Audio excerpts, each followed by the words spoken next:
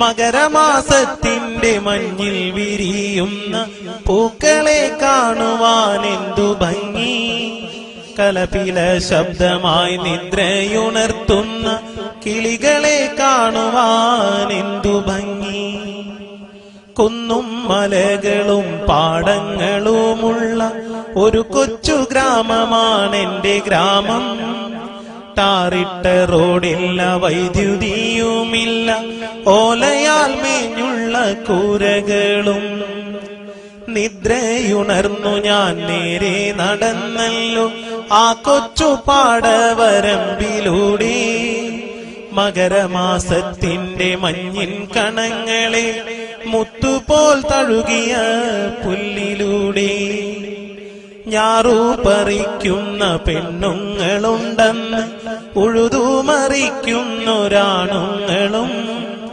കർഷക പാട്ടിന്റെ ആ നല്ല വരികളൻ എന്റെ മനസ്സിനെ തൊട്ടുണർത്തി.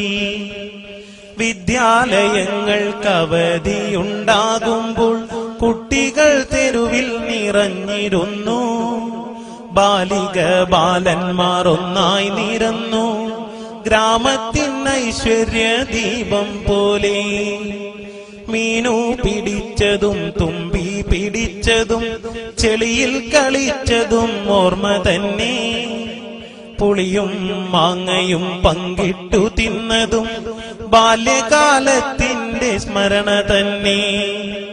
മീനു പിടിച്ചതും തുമ്പി പിടിച്ചതും ചെളിയിൽ കളിച്ചതും ഓർമ്മ തന്നെ. പുളിയും മാങ്ങയും പങ്കിട്ടു തിന്നതും ബാല്യകാലത്തിന്റെ സ്മരണ തന്നെ. കുന്നിലെ മരമില്ല, പാടങ്ങളിൽ നിന്ന് ഉഴുതുമറിയില്ല, പാട്ടുമില്ല. ഗ്രാമത്തിൻ ഐശ്വര്യ ദീപമായി നിന്ന ബാലിക ബാലന്മാരെങ്ങുമില്ല. കാലികൾ നിൽക്കും തൊഴുത്തുകൾ പോലുമിൻ ഓലയാലെങ്ങും അശേഷമില്ല. കർഷക പാട്ടില്ല, കർഷകരുമില്ല, എന്തൊരു ദുർവിധി ലോകനാഥ. വൈദ്യുതിയുണ്ടിന്ന് കേബിളും ഫോണും കുട്ടി ഫോണിന്റെ ടവറുകളും. സൗഭാഗ്യമിങ്ങനെ ചേർന്നു നിന്നിട്ടും എന്തേ ഇന്നാർക്കും സമയമില്ല. എന്തേ ഇന്നാർക്കും സമയം